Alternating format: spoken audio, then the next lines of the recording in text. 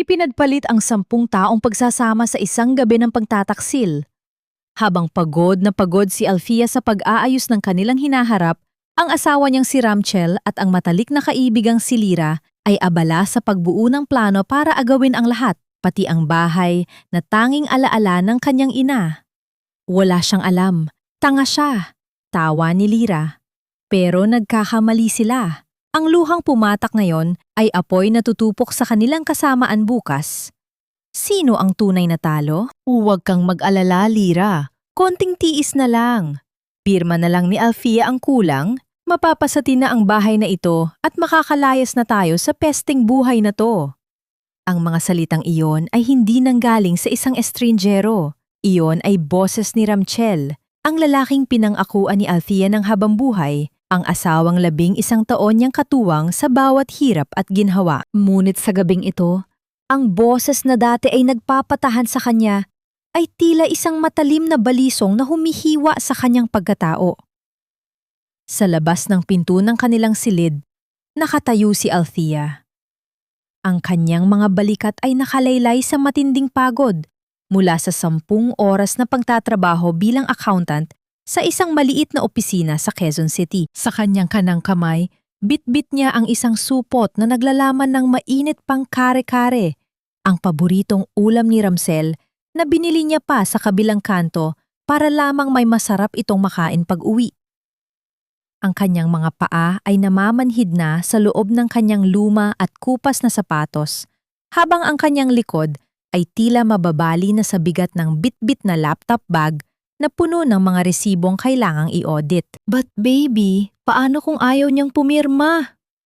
Narinig niyang muli ang boses ni Lira, ang babaeng itinuring niyang parang sariling kapatid.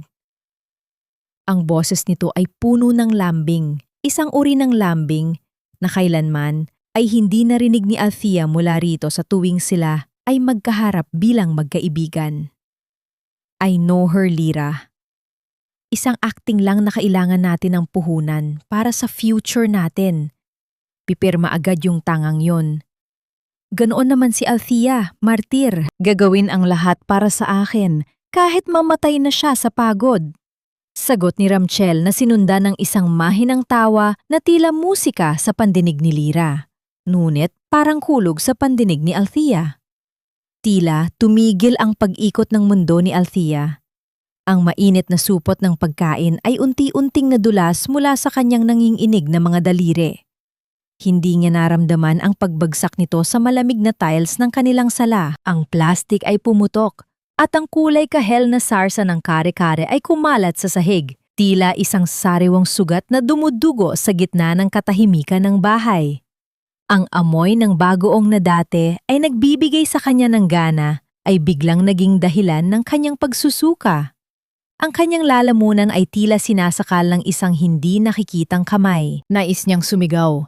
Nais niyang sipain ang pinto at kumprontahin ang 2 taong pinagkatiwalaan niya ng kanyang buhay. Ngunit ang kanyang katawan ay tila naging bato. Ang bawat hibla ng kanyang puso ay unti-unting napupunit. Nag-iiwan ng isang uri ng hapdi na hindi kayang ilarawan ng kahit anong salita. Ang pawis na kanina ay bunga ng pagod sa trabaho ay naging malamig na butil ng takot at pait. Bumukas ang pinto ng silid. Lumabas si Ramchel na inaayos ang kanyang polo. Kasunod si Lira na mabilis na nag-iwas ng tingin nang makita ang anyo ni Althea. Walang bakas ng pagsisisi sa mukha ni Ramchel. Sa halip, isang madilim na kunot sa noo ang sumalubong sa asawa. Althea? Bakit ganyan ang hitsura mo? At ano itong kalat sa sahig? Napaka-clumsy mo talaga kahit kailan. Pagod na ako galing sa trabaho, tapos ito pa ang bubungad sa akin? Ang asik ni Ramchel. Ang boses niya ay puno ng pagkamuhi sa halip na pag-aalala. Hindi makapaniwala si Althea. Tumingala siya at tinitigan ang asawa. Narinig ko ang lahat, Ramchel. Ang bahay, ang pirma ko. At ikaw, Lira, bakit? Isang sarkastikong tawa ang pinakawala ni Ramchel habang hinahawakan ang kanyang bewang. You're overreacting again, Althea. Masyado kang paranoid. Work projects lang ang pinag-uusapan namin ni Lira. Dahil siya ang tumutulong sa akin sa business na hindi mo magawa. Dahil busy ka sa maliit mong trabaho. Huwag mo kaming gawa ng kwento. Kasabay nito ay ang pagpasok ni Nanay Sabel mula sa kusina. Sa halip na awatin ang anak, tiningnan niya si Althea mula ulo hanggang paa na parang isang maruming basahan. Ano nga namang eksena ito, Althea? Napaka-iskandalosa mo talaga. Imbes na ipagluto mo ang asawa mo, nagkakalat ka rito. Pasalamat ka nga at nandito si Lira para tulungan si Ramsel sa mga papeles niya. Kung hindi dahil sa kanya, walang mangyayari sa pamilyang ito dahil sa bagal mong kumilos. Ang bawat salita ni Nanay Sabel ay tila mga karayom na ibinabaon sa puso ni Althea. Ang kanyang sariling tahanan, ang lugar na itinayo niya sa pamamagitan ng kanyang pawis at bawat sentimong pinanipunan ay biglang naging isang lugar na banyaga sa kanya. Ang mga taong pinapakain niya at pinagsisilbihan ay sila pang unang nagtataboy sa kanya sa bangin. Tumalikod si Ramsel at kinuha ang kanyang bag sa mesa. Sa bilis ng kanyang pagkilos, may isang maliit na papel ang nalaglag mula rito. Binampot ito ni Althea bago pa man makapagsalita ang asawa.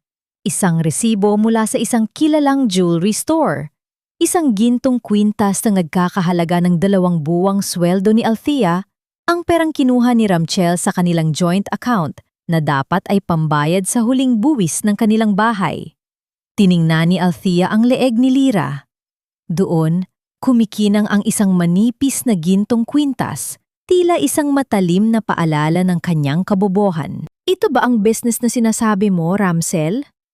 Bulong ni Althea. Ang boses niya ay basag ngunit puno ng isang uri ng pait na ngayon lamang niya naramdaman. Ang pera na pinagpuyatan ko. Ang pera para sa bahay na ito. Ipinambili mo ng alahas para sa kanya? Hindi sumagot si Ramsel. Sa halip, lumapit siya at marahas na hinablot ang resibo mula sa kamay ni Althea. Ang kanyang mga mata ay walang kahit anong kislap ng pagmamahal, kundi purong galit at kawalan ng pakialam. Stop acting like a victim, Althea. Pagod na ako sa drama mo. Sa susunod, siguraduhin mong malinis na ang sahig na yan bago ako bumalik. Halika na, Lira. Nawalan na ako ng gana rito. Iniwan nila si Althea na nakatayo sa gitna ng sala, napapaligiran ng kulay kahel na sarsa ng kare-kare na unti-unti nang naninigas sa sahig. Ang katahimikang naiwan ay mas masakit pa kaysa sa anumang sigaw. Ang lamig ng gabi ay dahan-dahang gumagapang sa kanyang mga buto. Ngunit mas malamig ang katotohanang napagtanto niya sa sandaling iyon. Tiningnan ni Althea ang kanyang kaliwang kamay. Ang kanyang wedding ring ay tila naging isang mabigat na kadena na pumipigil sa kanyang paghinga. Ang bawat pangarap na binuo niya sa loob ng 11 taon ay tila mga abo na tinatangay ng hangin. Isang tanong ang paulit-ulit na umaalingaw-ngaw sa kanyang isipan. Tila isang sumpa na ayaw siyang tantanan. Gaano na ba katagal akong nagbubulag-bulagan sa harap ng sarili kong kamatayan? Huwag mong titigan ang sahig na parang kasalanan ng semento ang lahat, Althea. Bilisan mo ang pagpupunas dyan dahil nakakahiya kay Lira. Bisita natin siya, pero ikaw itong nagkakalat ng dumi sa sarili mong bahay. Ang boses ni Nanay Sabel ay parang hagupit ng latigo sa gitna ng malamig na gabi. Habang si Althea ay nakaluhod sa malamig na tiles ng sala, pilit na kinukuskos ang natuyong sarsa ng kare-kare. Ang kanyang binan ay komportableng nakaupo sa sopa. Hinihimas ang kamay ni Lira na tila ba ito ang tunay niyang anak. Ang bawat kiskis ng basahan ni Althea sa sahig ay naglalabas ng isang malungkot na tunog. Tila ba? Ang sahig mismo ay nakikiramay sa kanyang paghihirap. Sumasakit na ang kanyang mga tuhod. Ang pamamanhid mula sa mahabang oras ng pagtayo sa trabaho ay napalitan ng isang nanunuot na hapdi. Ngunit mas masakit ang katotohanang nakikita niya sa kanyang harap. Si Lira, ang babaeng tinawag niyang Bess, ay prenteng nakaupo habang tinitingnan siya ng may halong awa at pangungutya. Nakakahiya naman, Tita Sabel. Hayaan niyo na po, ako na lang ang maglilinis. Wika ni Lyra sa isang malambing na tono na halatang pilit. Ngunit hindi siya tumayo. Sa halip, mas lalo pa niyang iniunat ang kanyang mga binti. Halos matamaan ang kamay ni Althea na abala sa pagpupunas. Naku, Lyra iha, huwag mong dumiin ang mga kamay mo. Hayaan mo ang madiskarting accountant na ito ang gumawa niyan. Sanay naman yan sa hirap, di ba Althea? Ani Nanay Sabel, sabay sulyap ng matalim sa minugang. Yan lang naman ang ambag mo rito sa bahay, ang maglinis at magbayad ng kuryente. Sa usapang negosyo, wala kang alam, kaya huwag kang makikialam sa mga ginagawa ni Ramsel at Lyra. Nanatiling tahimik si Althea.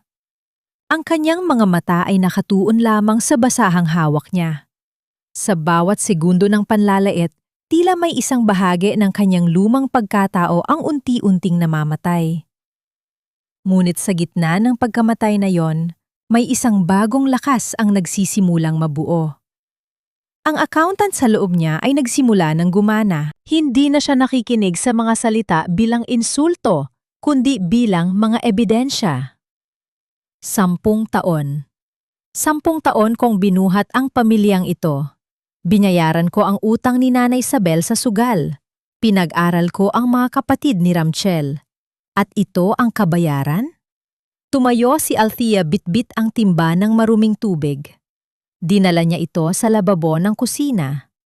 Habang ibinubuhos ang tubig, nakita niya ang kanyang refleksyon sa bintana ng kusina na nababasa ng ambon sa labas. Ang babaeng nakikita niya ay malayo sa masayahing Althea noong dalaga pa siya. Ang kanyang mga mata ay malalim ang itim na bilog sa ilalim. Ang kanyang buhok ay gulo-gulo at ang kanyang labi ay maputla. Hindi na niya makilala ang sarili. Para siyang isang anino na nawala na ng saysay sa sarili niyang kwento. Althea iha. Tawag ni Lyra na sumunod pala sa kanya sa kusina.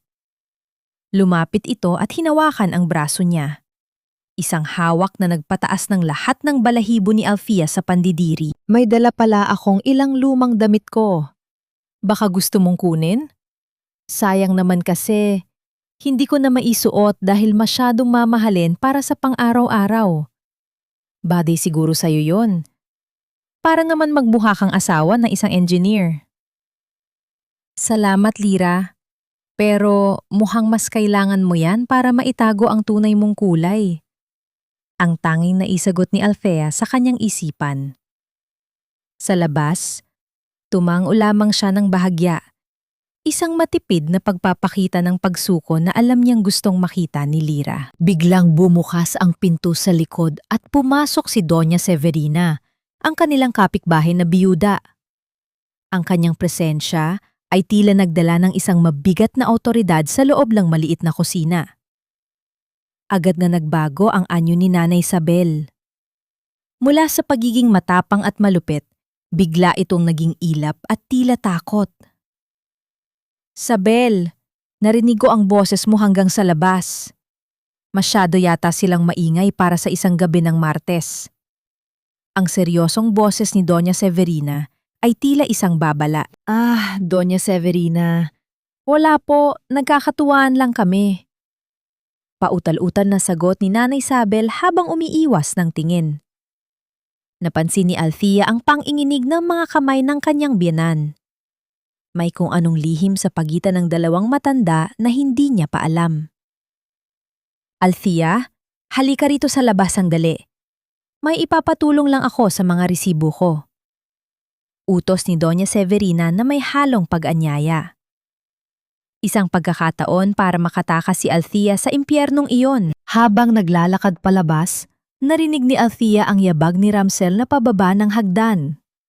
Tumigil siya sa anino ng pinto, sapat na para marinig ang bulong ni Ramsel kay Nanay Sabel sa loob ng sala. Ma, huwag niyo munang masyadong itulak si Althea. Kailangan muna natin ang pirma niya sa huling papel bago matapos ang linggong ito.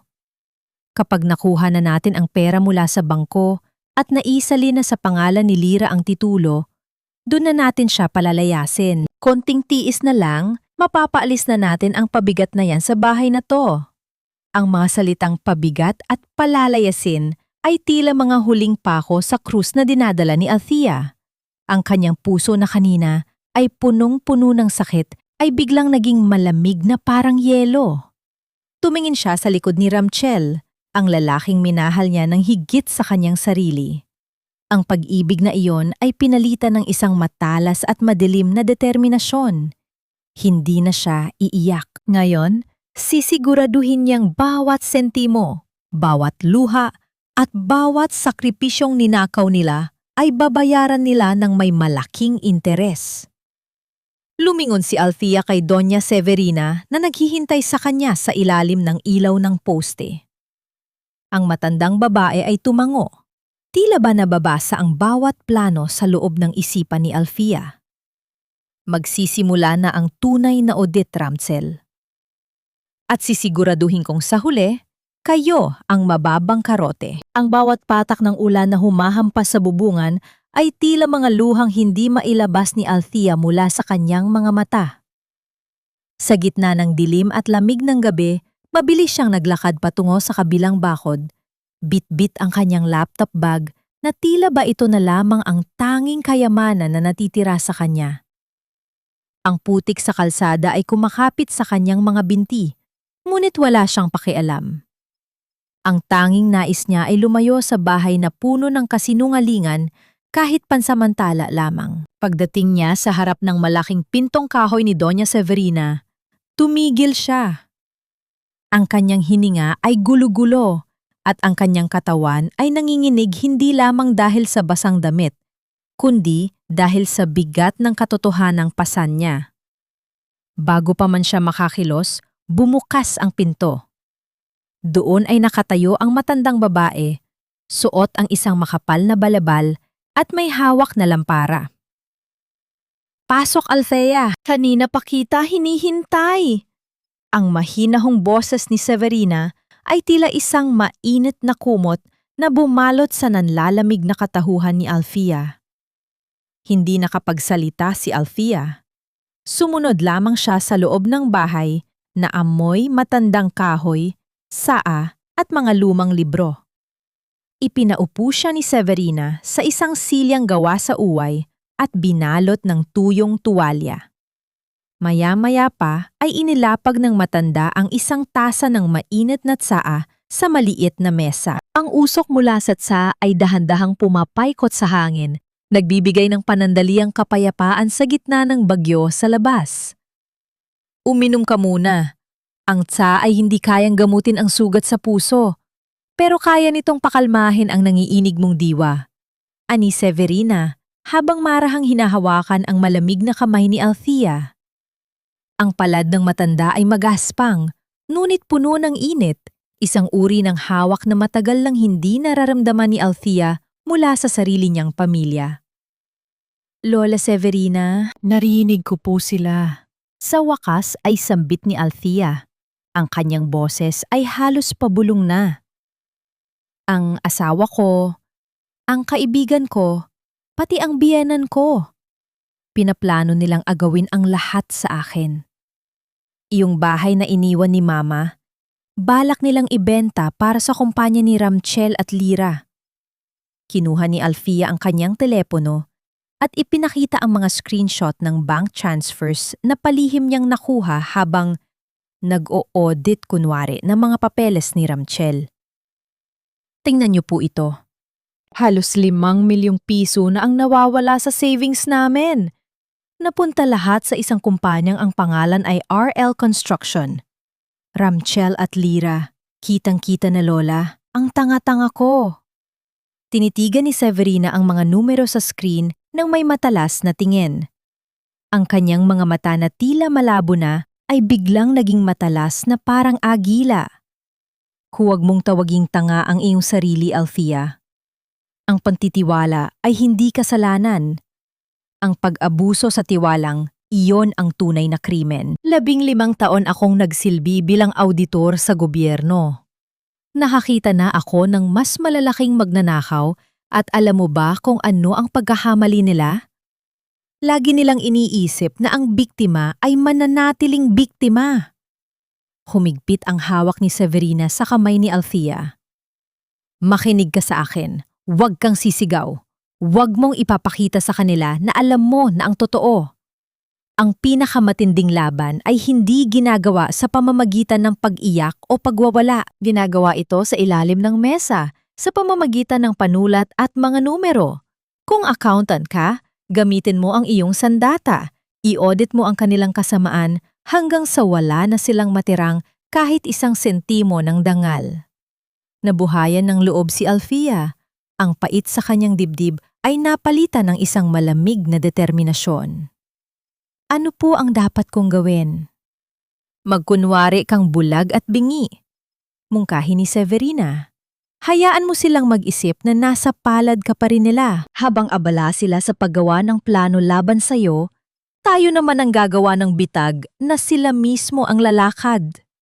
Tutulungan kita, Althea. May utang na loob ako sa nakaraan na kailangan kong bayaran. Sandaling natahimik ang paligid. Napatingin si Althea sa isang lumang litrato na nakapatong sa mesa ni Severina. Isang itim at puting larawan ng isang batang babae na nakangiti. Biglang kumunot ang noo ni Althea. Ang batang iyon ay may hawig sa kanyang sariling mga mata. Tila isang anino ng nakaraan na pamilyar, ngunit hindi niya maipaliwanag. Ngunit bago pa man siya makapagtanong, isang marahas na pagkatok ang bumasag sa katahimikan ng gabi. Ang tunog ng kamao na humahampas sa pinto ay tila bawat tibok ng kaba sa dibdib ni Althea. Althea! Alam ko nandyan ka sa loob. Ang galit na boses ni Ramsel ay umaling-awngaw mula sa labas, kasabay ng malakas na kulog sa langit. Lumabas ka riyan. Huwag mong istorbohin si Doña Severina sa mga drama mo. Napatingin si Althea kay Severina. Ang matandang babae ay nanatiling kalmado. Dahan-dahang tumayo si Severina at lumingon sa pintuan. Ngunit ang kanyang mga mata ay nanatiling nakatitig kay Althea. Isang titig na naguutos na manatiling matatag. Ang takot ay para lamang sa mga may itinatago, Althea. Bulong ni Severina bago humakbang patungo sa pinto. Manatili ka rito. Huwag kang kukurap. Isang muling marahas na paghampas sa pinto ang narinig. Tila ba gigibain ni Ramsel ang tanging proteksyon na natitira kay Althea sa gabing iyon. Ang marahas na pagbukas ng pinto ni Doña Severina ay tila nagpatigil sa kamay ni Ramsel na muling hahampas sana sa kahoy. Doon, sa ilalim ng malamig na liwanag ng lampara, hinarap ng matandang babae ang lalaking nanginginig sa galit. Hindi na tinag si Severina. Ang kanyang tindig ay tila isang matatag na ture na hindi kayang tibuagin ng kahit anong sigaw. Ramsel Villamor, ang ingay mo ay hindi nararapat sa disoras ng gabi. Ang iyong asawa ay narito dahil tinutulungan niya ako sa aking mga papeles. Kung nais mo siyang iuwi, gawin mo ng may respeto. Hindi parang naghahanap ng lawawalang aso. Ang boses ni Severina ay mababa, ngunit puno ng awtoridad na nagpatahimik kay Ramsel. Napalunok si Ramsel. Ang kanyang kapalaluan ay bahagyang nayurak sa harap ng kagalang-galang na matanda. Pasensya na po, Doña Severina. Nag-aalala lang ako dahil biglang umalis si Althea nang hindi nagpapaalam. Sa likod ni Severina, lumabas si Althea. Ang kanyang mga mata ay namumula. Ang kanyang buhok ay basa pa ng ulan. Ngunit ang kanyang mukha ay blangko. Wala nang bakas ng galit na nakita ni Ramsel kanina. Sa halip, isang malalim na buntong hininga ang pinakawalan niya bago lumapit sa asawa. Pasensya na, Ramsel. Tama ka. Masyado lang siguro akong pagod. Kaya kung ano-ano ang naiisip ko, masyado lang akong naging emosyonal. Ang boses ni Althea ay malumanay. Tila isang pagsukong lubos na ninais marinig ni Ramsel. Isang mapait na ngiti ang sumilay sa labi ni Ramsel habang inakbayan ang asawa. Iyan ang sinasabi ko, Althea. You're just overthinking. Halika na, uwi na tayo. Marami pa tayong dapat pag-usapan tungkol sa projects natin. Pagbalik sa kanilang bahay, ang bawat hakbang ni Althea sa hagdan ay tila isang hakbang patungo sa kuwebang puno ng mga leon. Pagpasok nila sa sala, sinalubong sila ni Nanay Isabel na nakataas ang kilay, habang si Lyra ay nakaupo pa rin sa sopa, tinitingnan ang kanyang mga kuko na tila walang nangyari. Oh, nandito na pala ang reyna ng drama, kutsang sabi ni Nanay Isabel. Imbes na sumagot, lumapit si Althea sa mesa kung saan nakatambak ang mga papeles ni Ramshel. Ramshel, seryoso ako. Gusto kong tumulong. Accountant ako, di ba? Bakit kailangan mong kumuha ng ibang tao kung kaya ko namang ayusin ang financials ng kumpanya mo? Para makatipid din tayo at makuha na natin yung dream house na sinasabi mo. Nagkatinginan sina Ramsel at Lyra. Isang mabilis na sulyap ng pag-aalinlangan ang dumaan sa kanilang mga mata. Ngunit agad itong napalitan ng kasakiman. Inisip nila na ito ang pinakamadaling paraan para mapapirma si Althea sa mga dokumentong kailangan nila. Ang hayaan siyang isipin na kontrolado niya ang sitwasyon. Sige Althea, if you really want to help, simulan mo na bukas. Maraming kailangang i-organize sa RL Construction. Sagot ni Ramchel nang may mapanlinlang na ngiti. Nang gabing yon, pumasok si Althea sa banyo at isinara ang pinto. Tumingin siya sa salamin. Ang kanyang mga mata ay puno ng luha, ngunit ang kanyang mga labi ay dahan-dahang bumuo ng isang ngiti. Isang ngiting puno ng pait at panganib. Hinawakan niya ang gilid ng lababo hanggang sa mamuti ang kanyang mga daliri. Ito ang kanyang maskara. Ang pagkukunwaring siya ay bulag na asawa, habang sa loob ay unti-unti na niyang binubuo ang bitag para sa kanila. Makalipas ang ilang araw, habang tulog na ang lahat, palihim na binuksan ni Althea ang laptop ni Ramsel sa kusina. Ang tanging tunog sa paligid ay ang mahinang ugong ng refrigerator at ang tibok ng kanyang puso. Doon, sa ilalim ng mga file na may pamagat na miscellaneous, nakita niya ang katotohanan. Ang RL Construction ay hindi lamang isang kumpanya, ito ay isang malaking butas ng utang. Gumagawa sila ng mga peheng kontrata para makakuha ng loan sa mga bangko at ang lahat ng iyon ay nakapangalan sa kanya bilang co-maker. Ngunit ang pinakamatinding hapdi ay dumating nang pasukin niya ang kanilang silid para kumuha ng tubig. Isang pamilyar na amoy ang bumalot sa kanyang ilong, ang matamis at masangsang na pabango ni Lyra. Nanunuot ito sa kanyang unan, sa kanyang kumot. Tila ba, kahit sa pagtulog ay ninanakaw ng babaeng iyon ang kanyang espasyo. Sa gilid ng kama, nakita ni Althea ang isang maliit na bukas na drawer. Sa loob nito, nakahiga ang isang gintong kwintas na may pendant na hugis puso. Naniga si Althea. Iyon ang kwintas ng kanyang yumaong ina. Ang tanging alaala na iniwan nito bago pumanaw na matagal nang nawawala sa kanyang jewelry box. Nakita niya ito sa leeg ni Lyra noong nakaraang araw at ngayon ay narito, itinago ni Ramsel sa kanilang silid matapos hiramin ang kabit. Ang bawat hibla ng kanyang pagtitimpi ay tila mapuputol na. Nais niyang gisingin si Ramsel at isampal dito ang lahat ng kanyang nadiskubre. Ngunit naalala niya ang mga mata ni Severina. Ang pinakamatinding laban ay ginagawa sa ilalim ng mesa. Bago niya isara ang drawer, may isang sobre siyang napansin na nakatago sa ilalim ng mga medyas ni Ramsel. Isang kulay brown na sobre na may selyo ng bangko. Nang buksan niya ito, tila nawala ng hangin ang kanyang mga baga. Ito ay isang final notice ng foreclosure. Ang bahay na kinatitirikan nila, ang bahay na itinayo ng kanyang ina at pinaghirapan niya, ay nakatakdang kuhanin ng bangko sa loob ng 30 araw dahil sa mga hindi nabayarang utang ni Ramchel na ginamitan ng kanyang pekeng pirma. Napaupo si Althea sa sahig. Ang lamig ng tiles ay tumatagos sa kanyang balat. Ang amoy ng pabango ni Lyra sa hangin ay tila isang sumpa na bumabalot sa kanya. Wala siyang ibang marinig, kundi ang mahinang hilik ni Ramsel mula sa kama. Ang hilik ng lalaking dahan-dahang pumapatay sa kanyang kinabukasan. Hindi niyo lang ninakaw ang aking kasalukuyan, bulong ni Althea sa dilim. Ang kanyang mga mata ay nanatiling nakatitig sa foreclosure notice. Ninakaw niyo rin ang aking alaala.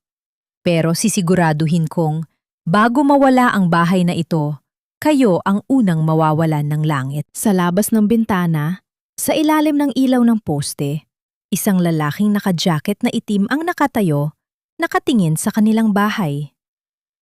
Sino ang taong ito na tila nagmamasid sa bawat galaw ng pamilya Villamor? Ang bawat numero rito ay hindi lang utang, Althea. Ito ay ebidensya ng isang planadong pagpatay sa iyong kinabukasan. Gusto mo bang maging biktima na lang o gusto mong lumaban? Ang boses na iyon ay hindi kay Ramsel.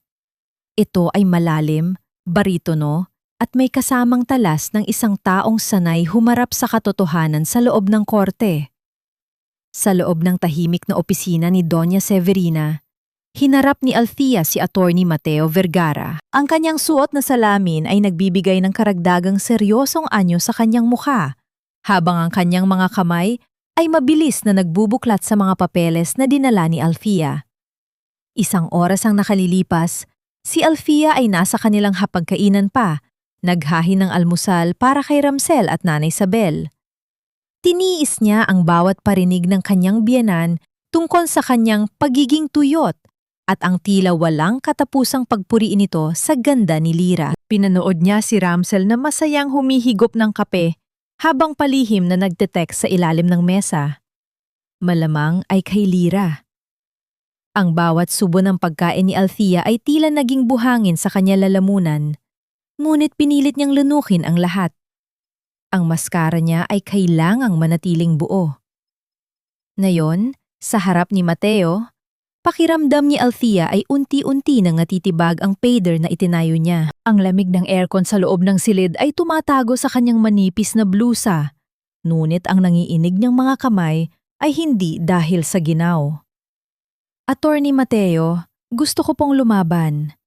Ang boses ni Althea ay nangiinig, ngunit may bakas ng determinasyon. Pero paano? Ang lahat ng utang, ang lahat ng loan sa bangko, may pirma ko. Peking pirma, pero mukhang totoo. At ang bahay, mamamatay ang nanay ko para lang maitayo ang bahay na yon. Hindi ko hahayaang kuhanin lang nila. Ibinaba ni Mateo ang foreclosure notice. Tumingin siya ng diretso sa mga mata ni Althea. May kung anong kislap sa kanyang mga mata. Hindi ito awa, kundi paghanga sa tatag ng babaeng nasa harap niya. Sa batas, ang pirma ay pirma. Pero sa auditing, ang bawat sentimo ay may pinanggalingan. Accountants don't just count, they investigate. Gamitin mo ang utak mo, Althea. I-trace mo bawat transaksyon mula sa kumpanya ni Ramchel patungo sa personal na account ni Lyra. Doon natin sila mahuhuli. Tumayo si Mateo at lumapit sa bintana. Ang sikat ng araw sa labas ay nagbibigay ng anino sa kanyang matikas na tindig. Bakit niyo po ako tinutulungan? Tanong ni Althea. Sabi ni Lola Severina, hindi ka basta-basta tumatanggap ng kaso. Sandaling natahimik si Mateo. Ang tulob ng pag-ikot ng electric fan sa sulok ay tila nagbibigay ng ritmo sa katahimikan. Dahil ang mga taong tulad ni Ramsel, ang dahilan kung bakit nawalan ng lahat ang pamilya ko noon. Ang boses ni Mateo ay naging malamig na parang yelo. Ang mga scammers at manloloko ay hindi dapat hinahayaang maging masaya sa gitna ng luha ng iba. Sa sandaling yon, hindi sinasadyang nasagi ni Althea ang gilid ng isang matalas na folder. Nag-iwan ito ng maliit na sugat sa kanyang balire. Hindi niya ito napansin dahil sa dami ng iniisip.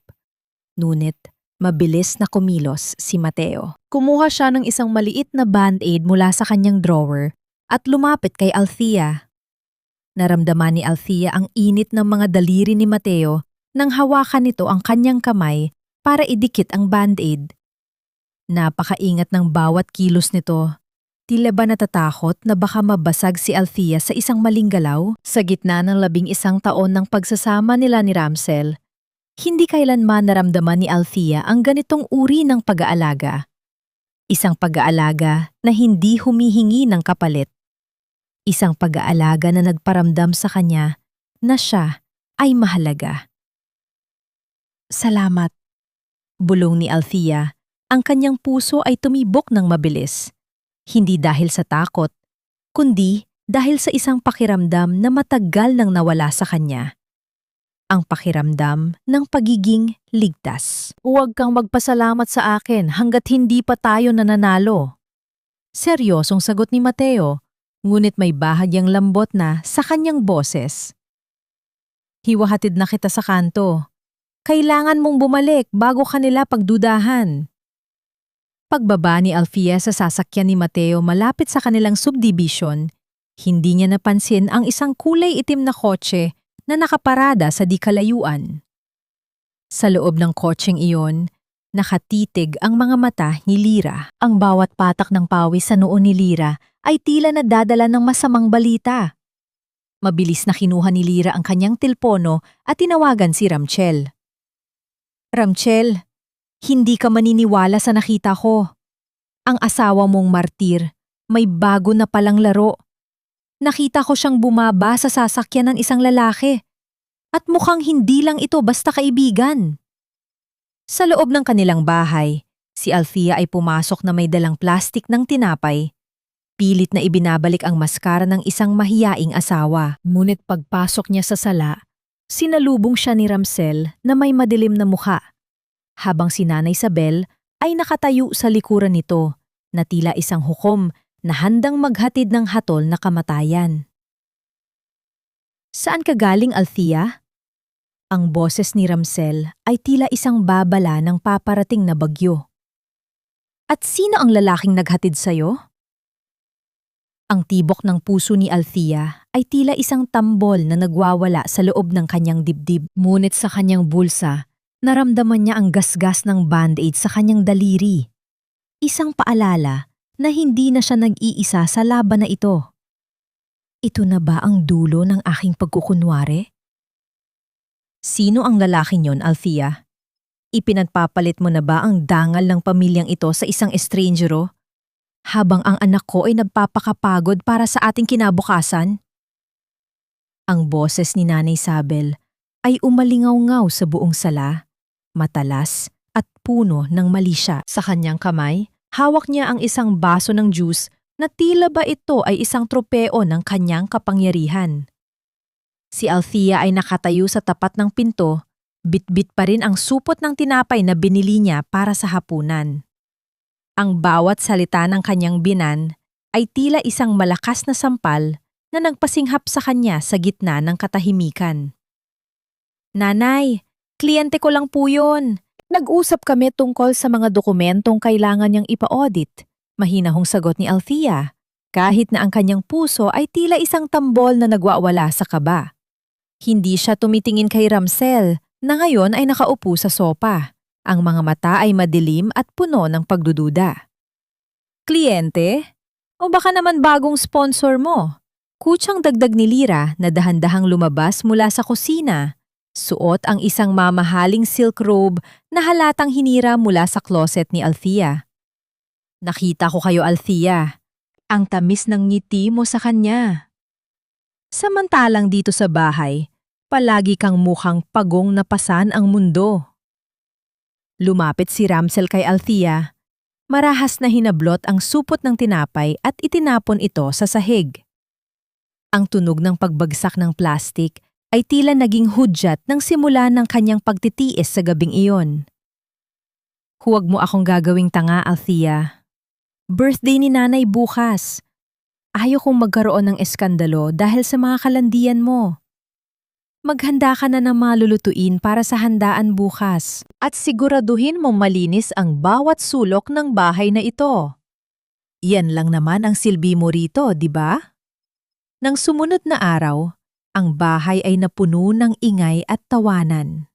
Ngunit para kay Althea, ito ay isang araw ng matinding pagpapakasakit. Mula madaling araw, siya na ang nasa kusina. Naggagayat ng mga rekado, nagluluto ng malalaking kawali ng pansit at adobo, habang ang pawis ay dumadaloy sa kanyang likod.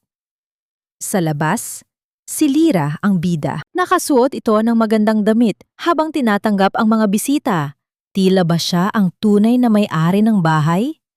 Sa gitna ng handaan, lumapit si Nanay Sabel kay Althea na abala sa paghuhugas ng mga nagtambak na plato. Althea, kulang ang pambili ng beer para sa mga kaibigan ni Ramsel. Akin na ang pitaka mo. Nay, yan na lang po ang natitirang pera ko para sa pamasahe ko sa trabaho sa Lunes. Pakiusap ni Althea, ang boses niya ay basag sa pagod. Ngunit walang pakialam ang matanda. Marahas niyang kinuha ang pitaka mula sa bulsa ng apron ni Althea at kinuha ang huling 300 piso roon. Huwag kang maramot. Ang perang ito ay maliit na bagay kumpara sa pagpapatira namin sa rito. Magtiis ka. Yan ang nararapat sa isang asawang walang silbi. Sa sandaling iyon, bumukas ang gate at pumasok si Doña Severina kasama si Mateo. Agad na nagbago ang ihip ng hangin. Si Mateo ay mukhang napakakisig sa kanyang suot na simpleng polo. Ang kanyang mga mata ay agad na humanap sa kinaroroonan ni Althea. Nakita niya ang babaeng pawisan, may mansa ng uling sa mukha, at ang mga kamay na basang-basa sa tubig na may sabon. Napansin ni Mateo ang pang-inginig ng mga labi ni Althea habang pilit nang umingiti sa mga bisita. Isang matalim na sulyap ang ipinukol ni Mateo kay Ramsel na noon ay masayang nakikipag-inuman. Lumakad si Mateo patungo sa kusina sa halip na sa sala. Dinalhan kita nito, bulong ni Mateo nang makalapit siya kay Althea. Inilapag niya ang isang maliit na bote ng malamig na tubig at isang panyo sa tabi ng lababo. Konting tiis na lang, Althea. Malapit na tayong matapos sa pag-audit ng lahat ng ito. Tumingala si Althea at nagtagpo ang kanilang mga mata. Sa gitna ng ingay ng party at ng mga pang-iinsulto ng kanyang binan, ang tingin ni Mateo ay tila isang silungan. Isang golden moment sa gitna ng kanyang kalbaryo. Naramdaman ni Althea ang isang mainit na bugso ng emosyon. Hindi na siya nag-iisa. May isang taong nakakakita ng kanyang paghihirap. May isang taong nagpapahalaga sa kanyang dangal na pilit na ninanakaw ng iba. Ngunit ang kapayapaang yon ay panandalian lamang. Pag-alis ng mga bisita, narinig ni Althea ang isang malakas na sigaw mula sa sala. Nasaan ang singsing ko? Sigaw ni Nanay Sabel. Ang wedding ring na binigay sa akin ng tatay ni Ramchel. Nawawala sa kwarto ko. Mabilis na tumakbo si Althea sa sala. Nakita niya si Nanay Sabel na itinuturo siya habang si Lira ay nakatayo sa tabi nito na may mapanuyang ngiti. Ikaw lang ang pumasok sa kwarto kanina para magdala ng mga nilabhan, Althea. Ikaw ang nagnakaw ng singsing ko. Hiyaw ng matanda. Hindi ko po ninakaw ang singsing niyo, Nay. Hindi ko magagawa yon. Depensa ni Althea. Ang kanyang mga kamay ay nanginginig sa takot. Ngunit bago pa man siya makapagsalita muli, hinablot ni Ramsel ang kanyang braso at pilit na hinalugog ang kanyang mga bulsa. Sa gitna ng gulo, isang makintab na gintong singsing ang nalaglag mula sa bulsa ng apron ni Althea. Ang singsing na alam niyang hindi siya ang naglagay doon. Magnanakaw ka na rin pala ngayon, Althea? Ang boses ni Ramsel ay puno ng pagkamuhi. Tumingin si Althea kay Lira. Nakita niya ang isang mabilis na pagkislap ng tagumpay sa mga mata ng kanyang kaibigan. Alam niya na ito ay isang bitag, isang planadong pagpapahiya para tuluyan na siyang masira sa harap ng lahat. Nakaluhod si Althea sa sahig. Tinitingnan ang singsing na tila ba ito ay isang lason. Ang kanyang dangal ay unti-unti nang nadudurog sa ilalim ng mga paa ng mga taong pinaglingkuran niya ng buong puso. Hanggang kailan ko ba kailangang lunukin ang ganitong klaseng kasamaan? Pumirma ka na, Althea. Kung ayaw mong mabulok sa kulungan dahil sa pagnanakaw ng singsing ni nanay, ito lang ang tanging paraan para malinis ang pangalan mo at patunayan na mahal mo talaga ako. Ang boses ni Ramsel ay hindi nagalit. Ngayon, ito ay puno ng maling lambing, isang uri ng bulong na dati ay nagpapalambot sa puso ni Alfia. Ngunit sa gabing ito, ang bawat salita ng kanyang asawa ay tila isang madulas na ahas na pumupulupot sa kanyang leeg. Nakaupo sila sa loob ng kanilang silid. Ang tanging liwanag ay nanggagaling sa isang maliit na lamp sa tabi ng kama. Sa harap ni Althea ay ang mga dokumentong ilang araw na niyang iniiwasan. Ang mga papel na maglilipat ng titulo ng kanilang bahay bilang kolateral sa utang ng kumpanya ni Ramsel. Tiningnan ni Althea ang kanyang mga kamay. Ang mga daliring kanina lang ay pilit na hinihila ni Ramsel para makuha ang singsing ay nanginginig pa rin. Ang hapdi ng pagkaka-frame sa kanya ay hindi pa humuhupa. Alam niya at alam ni Ramsel na hindi siya nagnakaw. Pero ang katotohanan ay walang halaga sa bahay na ito. Tanging ang kapakanan ni Ramsel at ang luho ni Lyra ang mahalaga. Althea, baby, look at me. Malambing na hinawakan ni Ramsel ang kanyang baba. Pinilit siyang tumingin sa kanyang mga mata. Ginagawa ko ito para sa atin. Kapag nakuha natin ang loan na ito, makakabili tayo ng mas malaking bahay. Hindi mo na kailangang magtrabaho ng husto. Magiging reyna ka na ng buhay ko, gaya ng pangako ko noong kasal natin. Di ba gusto mo yun? Isang mapait na ngiti ang sumilay sa kalooban ni Althea. Reyna? O alipin na walang matitirhan kapag nakuha niyo na ang lahat? Naalala niya ang amoy ng pabango ni Lyra sa kanilang unan, ang resibo ng alahas, at ang malamig na titig ni Nanay Sabel. Ang bawat alaala ay tila isang matalim na bubog na tumatarak sa kanyang puso. Dahan-dahang iniabot ni Ramsel ang panulat kay Althea. Ang bawat tiktak ng orasan sa dingding ay parang mabigat na paalala ng sandaling hindi na niya maibabalik. Halika na, Althea. Pirmahan mo na ito. Mahinahon niyang sabi. Kapag nagawa mo na, titigil na rin ang galit ni nanay sayo. Sasabihin ko sa kanya na nakita ko ang singsing sa ilalim ng kama at nagkamali lang siya ng akala. Magiging maayos din ang lahat. Pangako ko. Naramdaman ni Althea ang mainit na hininga ni Ramsel na marahang dumampi sa kanyang pisingi habang nananatili siyang tahimik sa harap ng desisyong kailangang gawin. Ang pagkunwaring pag-ibig na ito ang pinakamatinding torture na naranasan niya. Nais niyang sumuka. Nais niyang isigaw ang lahat ng kanyang nalalaman, ngunit naramdaman niya ang gasgas ng band-aid ni Mateo sa kanyang daliri. Huwag kang kukurap, Althea. Ang boses ni Mateo ay umalingaw-ngaw sa kanyang isipan. Sa ilalim ng mga papeles na ibinigay ni Ramsel, may isang manipis na folder na palihim na isiningit ni Althea. Ang mga decoy documents na ibinigay sa kanya ni Mateo. Sa loob ng ilang araw na pagtulong niya sa financials ng kumpanya, natutunan niyang palitan ang mga mahahalagang pahina ng hindi napapansin ni Ramsel. Ang pinapapirmahan sa kanya ngayon ay hindi ang tunay na mortgage, kundi isang dokumento ng pag-amin ng utang ni Ramsel sa kanya. Kinuha ni Althea ang panulat. Ang bawat pagpisil niya sa ballpen ay tila paghawak sa isang sandata.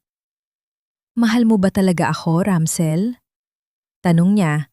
Ang kanyang boses ay mahina at tila puno ng pag-asa. Sobra, Althea. Higit pa sa buhay ko. Sagot ni Ramsel nang walang kurap, isang kasinungalingang kayang pumatay ng kaluluwa. Dahan-dahang isinulat ni Althea ang kanyang pangalan sa dulo ng papel. Ang tunog ng dulo ng panulat sa papel ay tila isang huling hininga. Pagkatapos niyang pumirma, niyakap siya ni Ramsel ng mahigpit, isang yakap na punang-puno ng tagumpay para sa lalaki, ngunit para kay Althea, ito ang huling yakap na tatanggapin niya mula sa demonyong ito. Yan ang asawa ko. Bulong ni Ramsel, sabay halik sa kanyang no. Magpahinga ka na. Ako na ang bahala rito. Mabilis na lumabas si Ramchel ng kwarto, bit-bit ang mga papeles.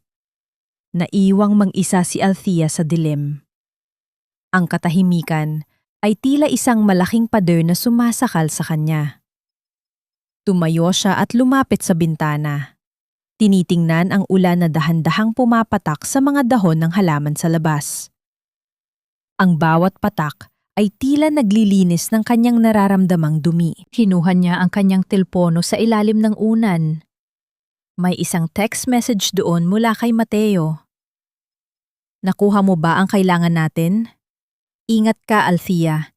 Hindi ako mapapakali hanggang hindi ka nakakalabas dyan. Isang luha ang pumatak sa screen ng kanyang telpono. Ang tanging init ng nararamdaman niya sa gabing ito ay ang pag-aalala ng isang lalaking halos hindi niya pakilala, ngunit mas nakakakilala sa kanyang halaga kaysa sa lalaking pinangakuan niya ng buhay. Ngunit ang panandaliang kapayapaan ay muling nabasag. Mula sa labas ng kwarto, narinig ni Althea ang boses ni Lyra. Ramsel! Bakit hindi ito ang orihinal na titulo? Bakit photocopy lang itong nakuha mo? Ang galit na sigaw ni Lyra ay umalingaw-ngaw sa buong bahay. Ano? Imposible! Iyon ang kinuha ko sa vault ni Althea, sagot ni Ramsel. Narinig ni Althea ang mabibigat na yabag ng mga paa na patungo sa kanyang kwarto. Ang kanyang hininga ay tumigil. Mabilis niyang itinago ang kanyang telepono. Ngunit sa pagmamadali niya, nahulog ito sa ilalim ng kama. Bumukas ang pinto ng marahas. Si Lyra ang pumasok. Ang kanyang mga mata ay nanlilisik sa galit, habang sa kanyang kamay ay hawak niya ang telepono ni Althea na kanina lang ay naiwan sa mesa sa sala. Ang teleponong naglalaman ng lahat ng ebidensya at ang mga mensahe mula kay Mateo. May bago ka palang kalaro, Althea? Kutsang sabi ni Lyra habang ipinapakita ang screen ng telepono. Sino itong attorney na labis ang pag-aalala sa'yo? At anong ginagawa ng mga records ng kumpanya namin sa gallery mo? Ang mundo ni Althea ay tila gumuho sa isang segundo. Ang lahat ng kanyang pinagplanuhan, ang bawat maskara na isinuot niya, ay tila tinalop sa harap ng kanyang kaaway. Dito na ba matatapos ang lahat? Sino ang attorney na ito, Althea? At bakit parang mas marami pa kayong pinag-uusapan tungkol sa pera namin kaysa sa trabaho mo? Ang boses ni Lyra ay tila isang matalas na kutsilyo na humihiwa sa katahimikan ng silid. Nakatayo siya sa gitna ng kwarto. Hawak ang telepono ni Althea, habang ang screen nito ay nagliliwanag, ipinapakita ang huling mensahe mula kay Mateo. Si Ramsel ay nasa likuran niya. Ang mga mata ay puno ng pagdududa at namumuong galit. Sa isang sandali, naramdaman ni Althea ang paghinto ng tibok ng kanyang puso. Ngunit ang takot na dati ay nagpapabagsak sa kanya ay biglang napalitan ng isang malamig at matalas na kaisipan. Tumiin siya ng diretso sa mga mata ni Lyra, hindi bilang isang biktima, kundi bilang isang babaeng wala ng balak pang matalo. Iyan ba? Iyan ang abogado ng isa sa mga kliyenteng kumpanya na ino-audit ko. Ang boses ni Althea ay kalmado, halos walang emosyon. Masyado kasi magulo ang mga records nila, kaya kailangan ng legal advice. Bakit, Lyra? Akala ko ba business partner ka ni Ramchel? Pero bakit parang mas masigasig ka pang mag-imbestiga sa personal kong buhay kaysa sa mga utang ng RL Construction? Bahagyang natigilan si Lyra. Hindi nga inaasahan ang ganitong klaseng sagot. Mula sa dati ay mahiyain at sunod-sunurang Althea. At ikaw, Ramchel? Baling ni Althea sa asawa. Ang kanyang tinig ay puno ng pait. Hahayaan mo lang ba ang kaibigan mo na pakialaman ang gamit ko? O baka naman pati ang paghinga ko ay kailangan na ring dumaan sa kanya para ma-approve? Kung selos ang nararamdaman mo, Lyra, sana sinabi mo agad. Hindi yung nagbumukha kang security guard sa sarili kong bahay. Ang pagbaligtad ni Althea sa sitwasyon ay tila isang malakas na sampal kay Lyra. Nakita ni Althea ang pagkuyom ng mga palad ni Lyra at ang mabilis na paglingon nito kay Ramsel, naghahanap ng kakampi. Ngunit si Ramsel, na laging sensitibo sa kanyang ego bilang lalaki, ay tila tinamaan sa sinabi ni Althea tungkol sa pagkontrol ni Lyra. Ibalik mo na ang phone niya, Lyra. Masyado ka na nga nakikialam. Inis na sabi ni Ramsel sabay hablot sa telpono at ibinato ito sa kama. Mag-focus na lang tayo sa bank loan.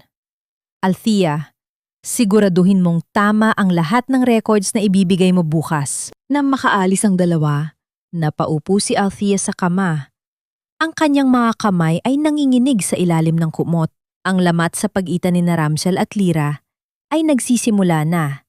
Isang maliit na butas na balak niyang palakihin hanggang sa magiba ang kanilang binuong kasinungalingan. Kinabukasan, sa isang tago at maliit na kapehan sa labas ng Quezon City, muling nagkita sina Althea at Mateo.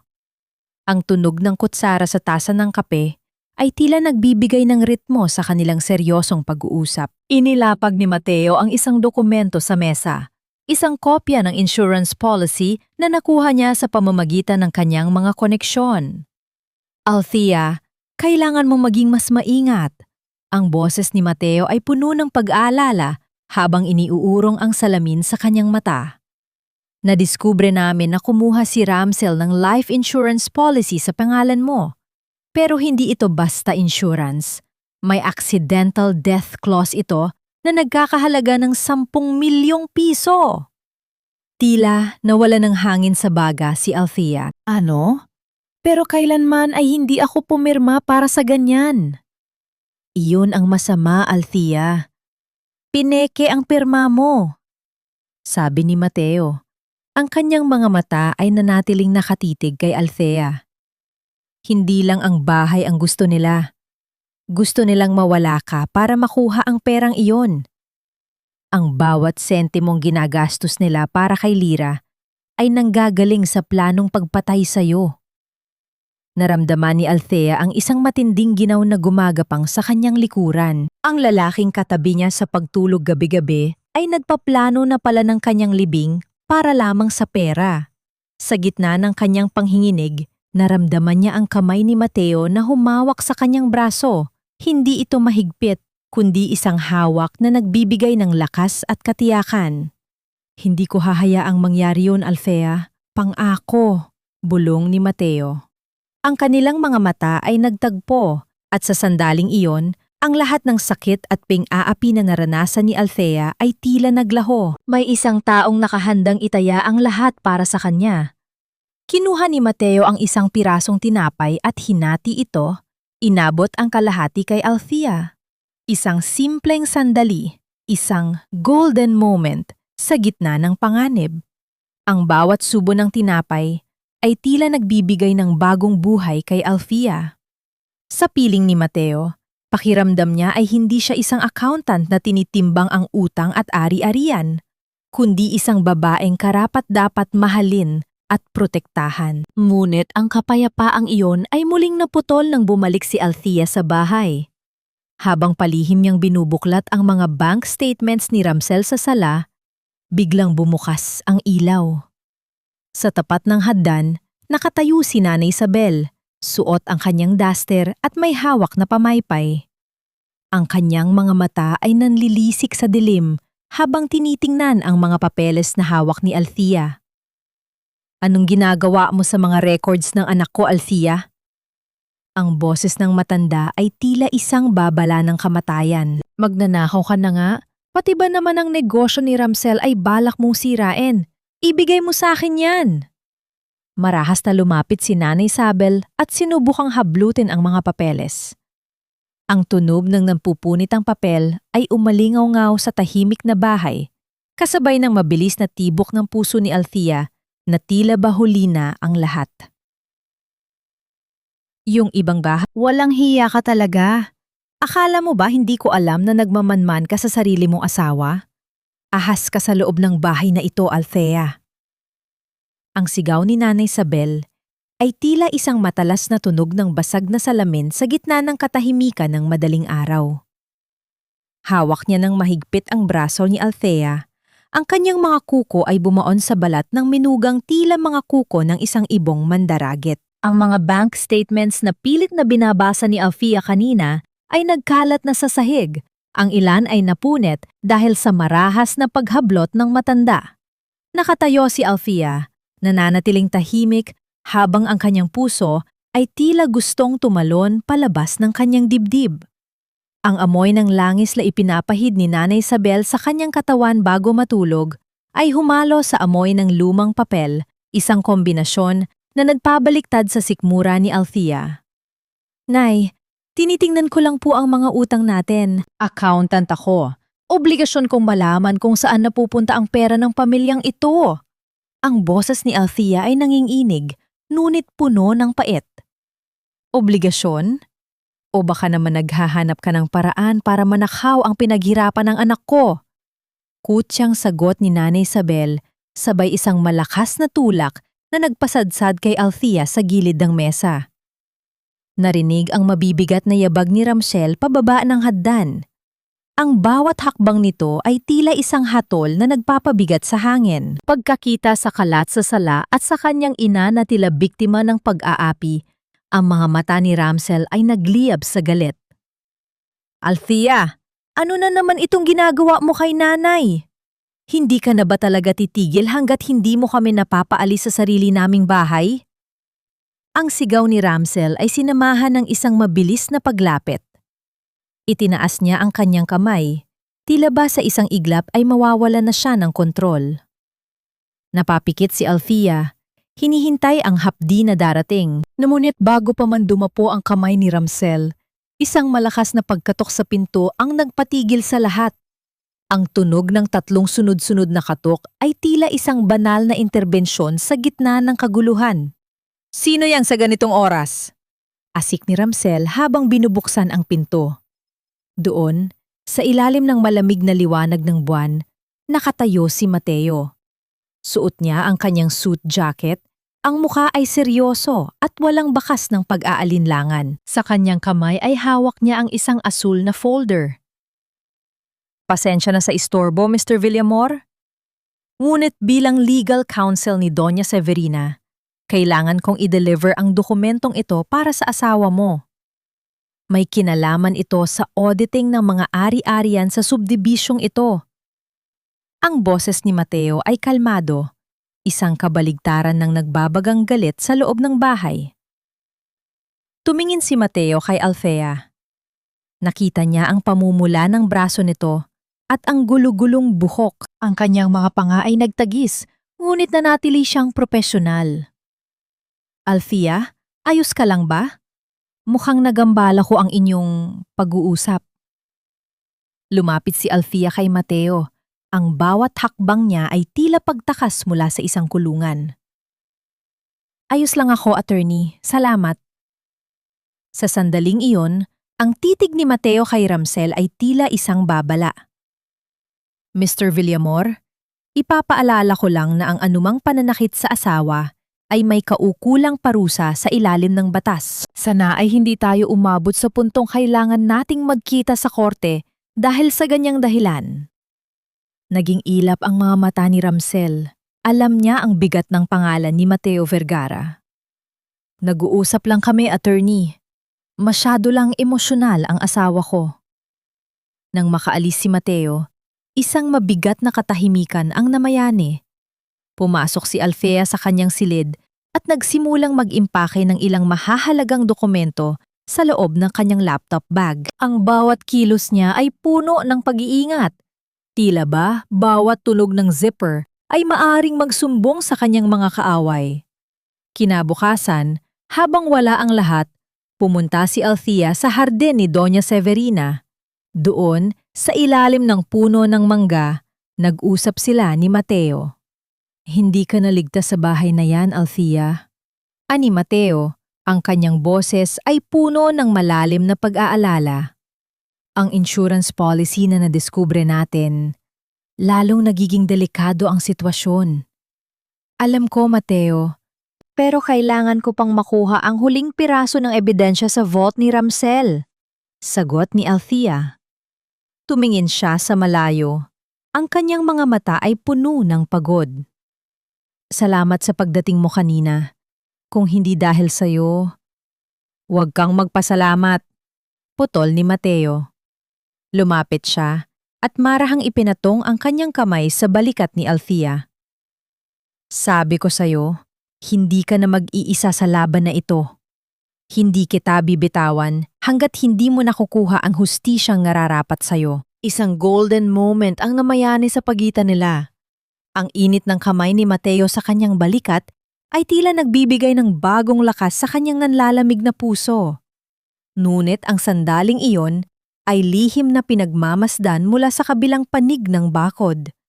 Si Lyra, na kanina pa nakatago sa likod ng mga halaman, ay dahan-dahang ibinaba ang kanyang telepono. Isang madilim na ngiti ang sumilay sa kanyang mga labi habang tinitingnan ang video na kanyang nakuha.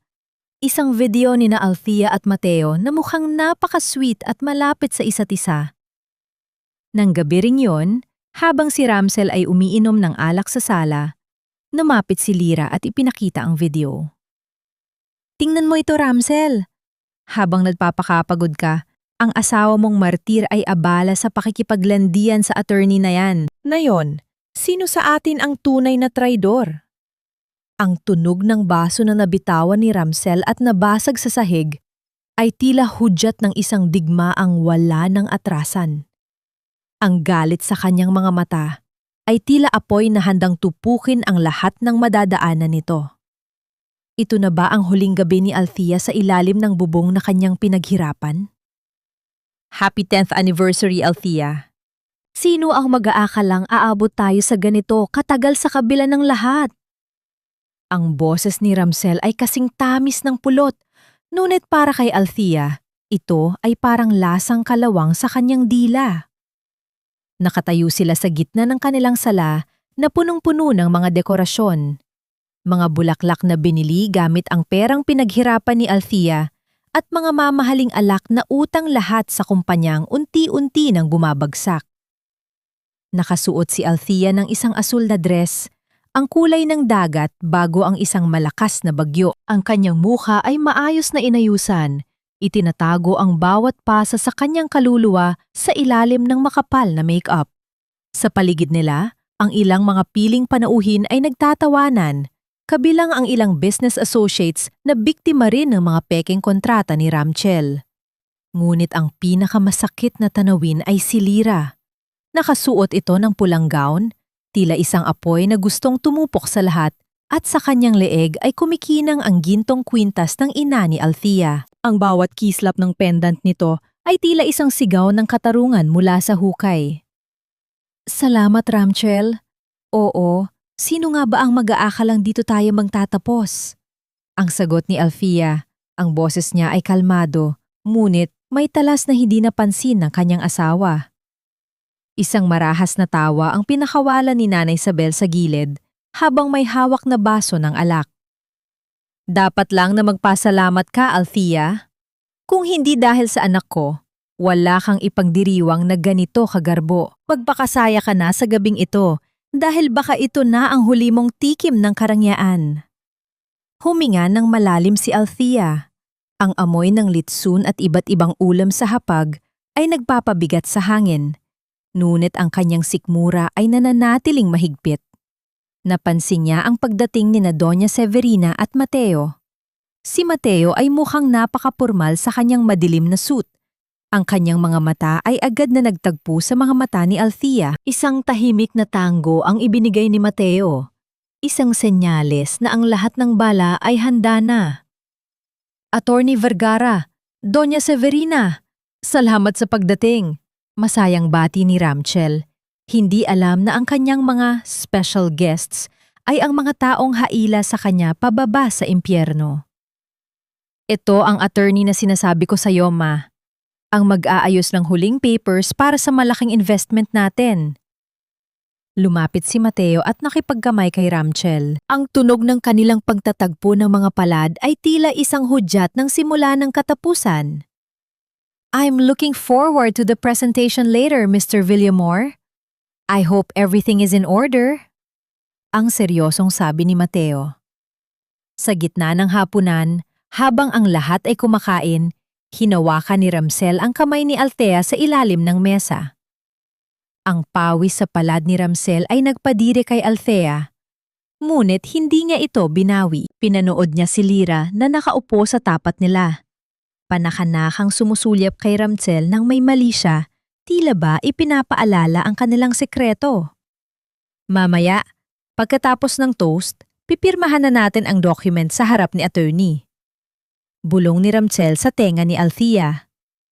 Para bukas, wala na tayong iisipin, kundi ang bagong buhay natin. Tumayo si Althea. Ang tunog ng kanyang upuan na gumagasgas sa sahig ay nagpatigil sa tawanan ng mga bisita. Kinuha niya ang kanyang baso ng wine at tiningnan ang bawat tao sa silid. Nakita niya ang sakim ng ngiti ni Nanay Isabel, ang mapanuyang tingin ni Lyra, at ang mapagkunwaring pag-ibig ni Ramsel. Gusto ko lang pong magpasalamat sa inyong lahat. Simula ni Althea, ang kanyang boses ay umalingaw-ngaw sa buong bahay, malinaw at matatag. Sa loob ng 10 taon, marami akong natutunan. Natutunan ko kung paano magbilang hindi lang ng pera, kundi ng mga kasalanan. Natutunan ko kung paano mag-audit ng mga taong akala ko ay mahal ako. Pero ang tanging mahal pala ay ang makuha ang lahat sa akin. Natahimik ang lahat. Ang tanging maririnig ay ang mahinang pag-ikot ng ceiling fan sa itaas. Ang mukha ni Ramsel ay unti-unting namutla, habang si Lyra ay naging balisa sa kanyang upuan. Althea, anong drama ito? Mag-toast ka na lang at nang matapos na. Inis na sabi ni Nanay Isabel. Ngunit hindi tumigil si Althea. Tiningnan niya si Mateo, na ngayon ay dahan-dahang binubuksan ang kanyang asul na folder. May inihanda akong video presentation para sa ating anniversary. Isang maikling pagbabalik-tanaw sa kung paano tayo nakarating dito. Ramsel, gusto mo bang ikaw ang mag-play o ako na? Ang bawat tibok ng puso ni Althea ay tila isang tambol na naghahanda para sa isang malaking pasabog. Ang kaba sa kanyang dibdib ay napalitan ng isang uri ng kapayapaan na ngayon lamang niya naramdaman. Ang bawat sakripisyo, bawat pagtitiis, at bawat gabing iniyak niya sa dilim ay hahantong sa sandaling ito. Althea, maupo ka na. Lasing ka na yata. Mariing sabi ni Ramsel habang pilit na kinukuha ang baso mula sa kamay ng asawa. Hindi ako lasing, Ramsel. Ngayon pa lang ako nahimasmasan. Ang huling sabi ni Althea bago lumingon sa projector screen na nakakabit sa pader. Isang hindi kilalang investor ang biglang tumayo mula sa likuran at lumapit kay Mateo. Isang bulungan ang naganap na nagpabago sa aura ni Mateo. Tumingin si Mateo kay Althea nang may matinding babala sa kanyang mga mata. May isang bagay na hindi kasama sa plano ang kasalukuyang nangyayari. May gusto akong ipakita sa inyong lahat na hindi kasama sa script. Ulit ni Althea. Ang kanyang kamay ay nakahawak na sa remote ng projector. Eksaktong sa sandaling iyon, ang lahat ng ilaw sa bahay ay biglang namatay. Isang matinding katahimikan ang bumalot sa paligid, kasunod ng isang malakas na tulog ng pagkabasag ng salamin mula sa kusina. Althea! Nasaan ka? Ang sigaw ni Ramsel sa gitna ng kadiliman ay puno ng takot at galit. Sa loob ng dilim, naramdaman ni Althea ang isang kamay na humawak sa kanyang braso at hinila siya palayo sa mesa. Ang amoy ng pamilyar na pabango, ang pabango ni Mateo, ang nagbigay sa kanya ng hudyat na kailangan na nilang kumilos. Nagsimula na ang tunay na kaguluhan. Ang muling paglamon ng liwanag sa buong sala matapos ang ilang minutong kadiliman ay tila naging hudyat ng pagtatapos ng isang mahabang panaginip. Ngunit hindi ito ang liwanag na nagbibigay ng pag-asa. Ito ay ang liwanag na naglalantad sa bawat dumi, bawat lamat, at bawat kasalanang itinatago sa dilim. Nakatayo si Althea sa harap ng projector screen. Ang kanyang mukha ay kasing tigas ng marmol. Sa tabi niya, si Mateo ay nakatayo ng may awtoridad. Ang kanyang mga kamay ay nasa loob ng bulsa ng kanyang suit. Ang basag na salamin sa kusina ay nagmula pala sa pagpasok ng mga alagad ng batas na kanina pa nakaabang sa labas sa hudyat ni Mateo. Althea, ano itong kalokohan na ito? Pinapahiya mo ang pamilya natin sa harap ng mga bisita. Ang sigaw ni Ramchel. Ang kanyang boses ay nanginginig sa pagitan ng takot at galit. Hindi ko pinapahiya ang pamilya, Ramchel, dahil matagal na ninyong winasak ang pamilyang ito. Ang malamig na sagot ni Althea. Sa isang pindot niya sa remote, ang projector ay nagsimulang magpakita ng mga larawan at video. Hindi ito ang mga alaala ng kanilang kasal. Ang unang video ay ang pagtatagpo ni na Ramsel at Lyra sa isang hotel. Ang kanilang mga tawa ay puno ng pangungutya kay Althea. Kasunod nito ang malilinaw na kopya ng mga bank transfers. Bawat sentimong ninakaw mula sa kanilang joint account patungo sa lihim na kumpanya ni Lyra. At ang pinakahuli, ang insurance policy na may peking pirma ni Althea kung saan nakasaad ang 10 milyong pisong makukuha ni Ramsel kapag naaksidente ang kanyang asawa. Isang matinding singhap ang umalingaw-ngaw sa buong sala. Ang mga bisita ay nagsimulang magbulungan.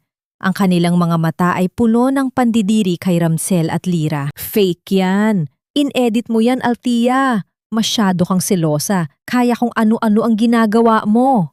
Sigaw ni Lyra. Ang kanyang boses ay pumiyok sa takot habang pilit na tinatago ang kwintas sa kanyang leeg. Ang mga numero ay hindi nansisinungaling, Miss Castañeda. Sabat ni Mateo habang inilalabas ang mga orihinal na dokumento mula sa kanyang folder. Ang bawat transaksyon ay na-trace na ng mga otoridad at ang pirma sa insurance policy? Isang dalubhasang graphologist na ang nagpatunay na ito ay huwad. Mr. Villamor, hindi lang ito usaping pamilya. Ito ay grand larceny, tax evasion at attempted fraud. Sa sandaling iyon, ang pintuan ng sala ay bumukas ng malakas at pumasok ang 4 na pulis. Ang tunog ng kanilang mabibigat na sapatos sa tiles ay tila bawat pintig ng katarungan. Ramsel Villamor, you are under arrest for multiple counts of fraud and falsification of public documents. Aninang isang opisyal. Nay, tulungan niyo ako! Sigaw ni Ramsel habang pilit na kumakawala sa mga pulis. Ngunit si Nanay Isabel ay wala ring magawa. Nakaluhod siya sa sahig. Ang kanyang mga kamay ay nakahawak sa kanyang ulo. Ang pera ko! Ramsel, ang pera ko sa vote! Bakit wala na? Sabi mo lulubog at lilitaw tayo sa yaman. Wala na ang pera mo, Nay. Malamig na sabi ni Althea habang nakatingin sa kanyang binan. Ginamit ni Ramchel ang lahat ng ipon niyo para sa sugal. At para sa mga luho ni Lyra. Akala niyo ba ay kakampi niyo siya? Ginamit lang din niya kayo. Ang hagulgol ni Nanay Isabel ay tila isang malungkot na tunog ng pagkatalo. Si Lyra naman ay tinangkang tumakas patungo sa kusina. Ngunit agad siyang naharang ng isang babaeng pulis. Ang kanyang pulang gown ay tila naging simbolo ng kanyang kahihiyan sa harap ng lahat. Lumapit si Althea kay Ramsel bago ito tuluyang ilabas ng mga pulis. Hinubad niya ang kanyang wedding ring at dahan-dahang binitawan ito. Ang tunog ng gintong singsing na tumalbog at gumulong sa sahig ay ang huling tunog ng kanilang 10 taong pagsasama. Audit Don Ramsel, 0 ang natira sa'yo. Bulong ni Althea. Paglabas ng mga pulis kasama ang mga suspect, ang ulan sa labas ay nagsimulang bumuhos ng malakas. Ang bawat patak ng ulan na humahampas sa bintana ay tila naghuhugas sa lahat ng pait at dumi sa loob ng bahay. Ang mga bisita ay isa-isang umalis. Iniiwan si Althea sa gitna ng kanyang bakanteng tahanan. Lumapit si Mateo kay Althea at marahang ipinatong ang kanyang jacket sa mga balikat nito. Tapos na, Althea. Malaya ka na. Niyakap ni Althea ang kanyang sarili. Ang kanyang mga luha ay sa wakas ay malayang dumaloy. Hindi ito luha ng sakit, kundi luha ng kalayaan. Ang init ng presensya ni Mateo sa kanyang tabi ay nagparamdam sa kanya na sa wakas, tapos na ang bagyo. Ngunit sa gitna ng katahimikan, Tumunog ang telepono ni Althea, isang hindi kilalang numero. Nang sagutin niya ito, isang boses ng matandang lalaki ang narinig niya mula sa kabilang linya. Isang boses na matagal na niyang kinalimutan. Althea. Anak, kailangan mo akong tulungan. Ang telepono ay dahan-dahang nadulas mula sa kamay ni Althea. Ang kanyang mga mata ay nanlaki sa gulat habang nakatingin kay Severina na ngayon ay pumasok sa sala na may dalang isang lumang liham. Althea, may isang bagay ka pang hindi alam tungkol sa iyong ama. Ang seryosong sabi ni Severina. Ang tunog ng kulog sa labas ay tila isang babala na kahit tapos na ang isang laban, may isa pang kabanata ng kanyang buhay ang pilit na kumakatok sa kanyang pinto. Ang bawat bukang liwayway ay may dalang pangako. Ngunit para kay Althea, ang sikat ng araw na tumatago sa kanyang bintana sa umagang ito ay tila isang banayad na haplos ng pagpapatawad. Wala na ang mabigat na pakiramdam sa kanyang dibdib na tila isang malaking bato na nakatali sa kanyang leeg sa loob ng 10 taon. Ang katahimikan ng bahay ay hindi na nakakabingi. Ito ay naging isang payapang himig na nagpapahintulot sa kanya na makarinig muli ng sarili niyang tinig. Nakatayo siya sa gitna ng sala, hawak ang isang baso ng mainit na kape. Pinanood niya ang mga alikabok na sumasayaw sa ilalim ng sinag ng araw. Ang bahay na ito, na dati ay naging bilangguan ng kanyang mga luha, ay dahan-dahan na niyang binabago. Ang mga dekorasyong pinili ni Lyra ay matagal na niyang ipinamigay, at ang amoy ng masangsang na pabango ay napalitan na ng amoy ng sariwang sampagita at bagong pinturang pader. Althea, handa ka na ba? Ang mahinahong tanong ni Mateo mula sa pintuan. Lumingon si Althea at ngumiti. Hindi ito ang ngiting pilit na isinusuot niya noon. Ito ay isang ngiting umaabot hanggang sa kanyang mga mata. Lumapit si Mateo. Ang kanyang presensya ay tila isang matatag na pundasyon na hindi humihingi ng anumang kapalit. Sa loob ng ilang buwan, matapos ang gabi ng paghuhukom, nanatili si Mateo sa kanyang tabi. Hindi bilang isang abogado, kundi bilang isang kaibigan na marunong maghintay sa paghilom ng mga sugat. Handa na ako, Mateo. Kailangan ko itong gawin para tuluyan na akong makahinga. Sagot ni Althea. Ang kanilang destinasyon ay ang piitan kung saan nakapiit si Ramsel habang hinihintay ang pinal na hatol ng korte. Ang tunog ng mabibigat na rehas na bumubukas at sumasara ay umalingaw-ngaw sa pasilyo. Bawat kalansing ay tila isang paalala ng kalayaang tinatamasa ni Althea at ng kadilimang kinasadlakan ni Ramsel. Nang magkaharap sila sa likod ng makapal na salamin, nagulat si Althea sa kanyang nakita. Ang lalaking dati ay napakamapagmataas ay mukhang lanta. Ang mga mata ay malalim at puno ng pait. Nang makita ni Ramsel si Althea, tila may kung anong galit ang muling nagliyab sa kanyang mga mata. Ngunit agad din itong napalitan ng kawalan ng pag-asa. Naparito ka ba para pagtawanan ako, Althea? Ang boses ni Ramsel ay basag, naririnig sa maliit na speaker sa dingding. Hindi, Ramsel. Naparito ako para ibigay ito. Tugon ni Althea habang inilalapit sa salamin ang isang dokumento. Ito ang pinal na audit ng lahat ng ari-ariyang nabawi niya. Nakuha ko na ang lahat, pati ang mga alahas ni Mama na ipinamigay mo kay Lyra. Pero hindi yun ang dahilan kung bakit ako narito. Narito ako para sabihing pinapatawad na kita. Natigilan si Ramsel. Pinapatawad? Pagkatapos ng lahat ng ginawa ko sa'yo? Pinapatawad kita, hindi dahil karapat-dapat ka, kundi dahil karapat-dapat ako sa kapayapaan. Ang boses ni Althea ay matatag at walang pang-inginig. Ang pagkamuhi sa'yo ay tila isang lason na ako rin ang umiinom. Ayaw ko nang uminom ng lasong iyon, Ramsel. Mula sa araw na ito, burado ka na sa listahan ng aking buhay. Tumayo si Althea at hindi na hinintay ang sagot ng lalaki. Ang tunog ng kanyang sapato sa semento habang papalabas siya ng piitan, ay tila isang martsa ng tagumpay.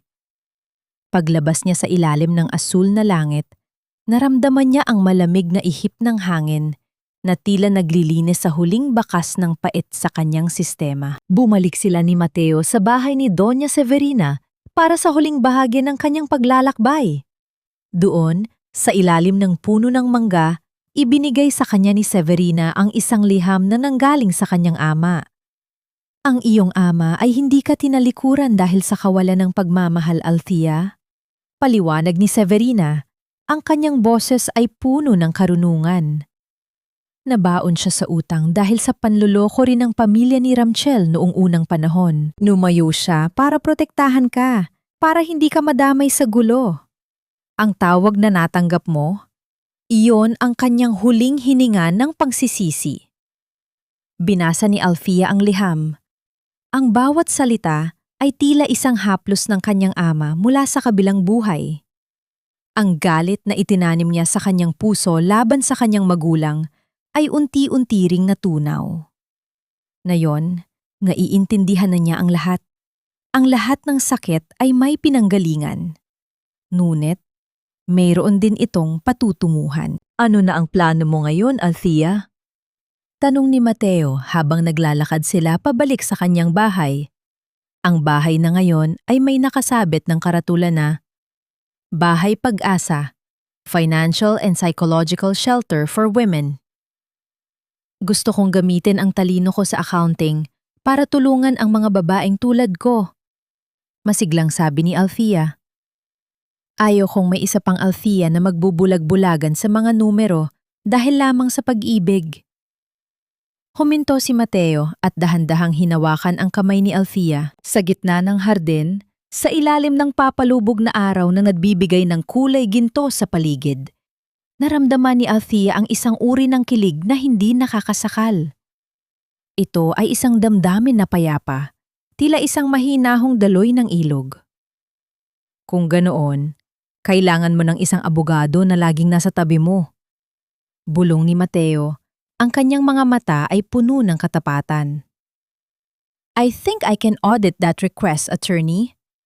Biro ni Althea, ngunit ang kanyang mga mata ay nagsasabi ng oo. Isang golden moment ang namayani sa kanilang dalawa habang pinapanood ang unang bituin na sumiklab sa langit. Ang tunog ng pag-aspas ng pakpak ng mga ibong pabalik sa kanilang pugad ay tila isang masayang pagbate sa bagong simula ni Althea. Wala na ang mga anino ng kahapon. Ang bawat numero sa kanyang buhay ay sa wakas ay nagbalance na. Ang pait ay napalitan ng pag-asa at ang pagkawasak ay naging pundasyon ng isang mas matibay at mas magandang kinabukasan. Isang taon ang mabilis na lumipas. Tila mga pahina ng isang makapal na libro na dahan-dahang natatapos. Sa harap ng bahay Pag-asa, ang dating bahay na puno ng mga lihim at kasinungalingan, ay nakatayo ngayon si Althea. Ang sikat ng hapon ay nagbibigay ng kulay ginto sa karatulang kahoy sa pintuan.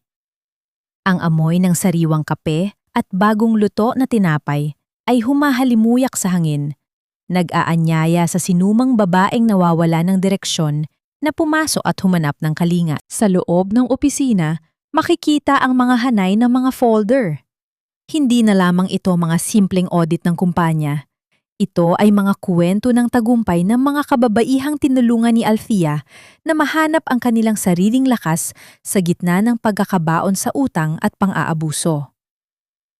Althea, may bagong dating na sulat para sa'yo. Ang boses ni Doña Severina ay puno ng galak. Ang matandang babae ay mas lalong nagmukhang bata. Ang kanyang mga mata ay nagminingning habang pinapanood ang tagumpay ng babaeng itinuring niyang sariling apo. Binuksan ni Althea ang sulat. Galing ito sa kanyang abogado sa probinsya. Natapos na ang lahat ng usapin tungkol sa naiwang ari-arian ng kanyang ama. Sa wakas, ang bawat sentimo ninakaw noon ay naibalik na sa pangalan ni Althea. Ngunit higit sa pera, ang nakuha niya ay ang katotohanan na mahal siya ng kanyang ama hanggang sa huling sandali. Kumusta naman sila sa kabilang panig? Tanong ni Severina na tumutukoy sa mga taong sumira sa buhay ni Althea noon. Si Ramchel ay nananatili sa loob ng piitan. Narinig ko na wala nang dumadalaw sa kanya, kahit si Lira. Mahinahong sagot ni Althea. Si Lira naman. Balita ko ay nagtatrabaho na sa isang maliit na kainan sa malayo-malayo sa Karangyaan na dati ay pilit niyang ninanakaw. At si Nanay Isabel, mag-isa na lang siya sa lumang bahay nila. Pinagsisisihan ang bawat sandaling itinaboy niya ang tanging taong nag-alaga sa kanya. Isang malalim na buntong himinga ang pinakawala ni Althea. Wala nang galit sa kanyang puso. Ang pagpapatawad ay hindi nangangahulugang kinalimutan niya ang lahat. Nangangahulugan lamang ito na hindi na hawak ng nakaraan ang kanyang leeg. Ang bawat numero sa kanyang buhay ay nagbalance na. Ang pait ng kahapon ay naging puhunan niya para sa isang mas matatag na bukas. Bumukas ang pinto at pumasok si Mateo. Ang kanyang seryosong mukha ay agad na lumambot nang makita si Althea. Lumapit siya at marahang inilapag ang kanyang kamay sa ibabaw ng kamay ni Althea. Ang init ng kanyang palad ay tila isang pangako na hindi na kailanman mag-iisa ang babae sa bawat laban. Masyado ka na namang nagtatrabaho, Althea. Sabi ko sa'yo, i-audit mo rin ang oras mo para sa sarili mo. Biro ni Mateo. Ang kanyang boses ay puno ng malambing na pag-aalaga. I'm just finishing the final report for this month, attorney. Tumawa si Althea. Pero sige, tapos na rin naman ako. Dahan-dahang isinandal ni Althea ang kanyang ulo sa balikat ni Mateo. Pinanood nila ang unti-unting paglubog ng araw mula sa bintana. Ang tunog ng pagaspas ng mga dahon sa labas at ang mahinahong tibok ng puso ni Mateo ay tila isang uyayi na nagpapatulog sa lahat ng kanyang mga takot. Wala nang kaba, wala nang pag-aalinlangan. Sa huling sandaling iyon, naramdaman ni Althea ang tunay na kahulugan ng kaligayahan. Hindi ito ang pagkakaroon ng maraming pera o ang paghihiganti sa mga kaaway. Ang tunay na kaligayahan ay ang pagkakaroon ng kapayapaan sa sarili, ang kakayahang tumingin sa salamin at makita ang isang babaeng hindi lang nakaligtas, kundi nagtagumpay. Salamat, Mateo. Sa lahat. Bulong ni Althea. Salamat din, Althea. Dahil pinatunayan mo sa akin na ang pinakamagandang audit report ay ang pag-ibig na walang anumang pagkukulang. Sagot ni Mateo sabay pisil sa kanyang kamay. Isang huling sulyap sa larawan ng kanyang ina sa ibabaw ng mesa. Ang kwintas na hugis puso ay muling nakasabit sa leeg ni Althea, kumikinang sa ilalim ng huling sinag ng araw. Sa wakas, ang bawat piraso ng kanyang buhay ay nasa tamang lugar na. Ang kwento ni Althea ay hindi lang kwento ng isang biktima. Ito ay kwento ng isang manunubos, isang babaeng marunong magbilang, marunong lumaban, at higit sa lahat, marunong magmahal muli.